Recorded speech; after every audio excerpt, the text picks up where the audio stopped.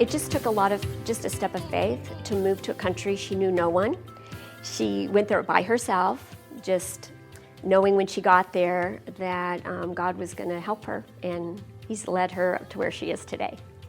Jessica was excited to go on the Jan term to Israel. She had signed up, looking forward to going to a place she had never been, and didn't realize that part of the curriculum was to go to the Palestinian territories, and specifically to Ida, which is one of the refugee camps there. And it was a life-changing experience for her. And so she was looking into different things, possibly going to the Middle East to be a teacher.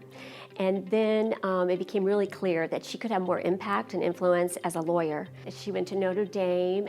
She was a human rights attorney, all the while knowing she was going to go to the Middle East. She knew there was a need there, and she knew it was a place that very few people would be willing to go. And it was about 1.5 years ago, or 2 years ago, that she left our home here in Pleasanton and said, I'm going to the Middle East, I'm going to Iraq. Jessica is in northern Iraq working with displaced people that have moved to that region because of war or crisis in southern Iraq or in Syria.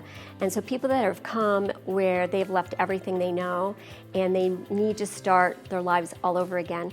Instead of bringing in emergency aid to help them today, her goal and the goal of the organization is to give them sustainability to have a new life. And that primarily is through education, starting an education sponsorship program where people can help students get back enrolled in school with the focus in mind that there is a hope and there is a future for them beyond their circumstances. You know, as a mother, just to see her to have such a willingness and a heart's desire to go someplace and just commit her life to people that she had never met and to do work that others wouldn't be willing to do. It's just so gratifying as a mother. On behalf of the St. Mary's Alumni Association, it is my honor to award Jessica Binzoni, my daughter, the Emerging Leader Award. Congratulations.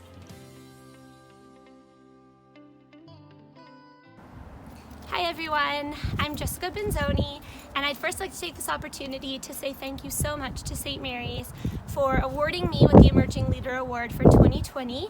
I am so sad that I can't be in Moraga to accept the award in person today, but I am actually in Iraq. It may not look like the Iraq that you think of. It's very cold here today, but I am in fact in the city in northern Iraq where I live. It's in the city that I founded and serve as the executive director of a nonprofit called Hope and Future International. Here in northern Iraq, there are many displaced people who have fled the wars in Syria, they have fled ISIS, and they've fled other sectarian violence in other parts of Iraq. And they've arrived here in this region because of the relative stability that's here. The large amounts of displaced people in this region is more than the government can take care of on their own. And so our organization has come to fill in the gap. We seek to move displaced people from merely surviving to thriving, and all of our programs aim to empower refugees and other displaced people with the tools they need to build a brighter future for themselves, their families, and their communities. Receiving this award is so special to me because it was actually at St. Mary's that I discovered that this was the kind of work I wanted to do for the rest of my life.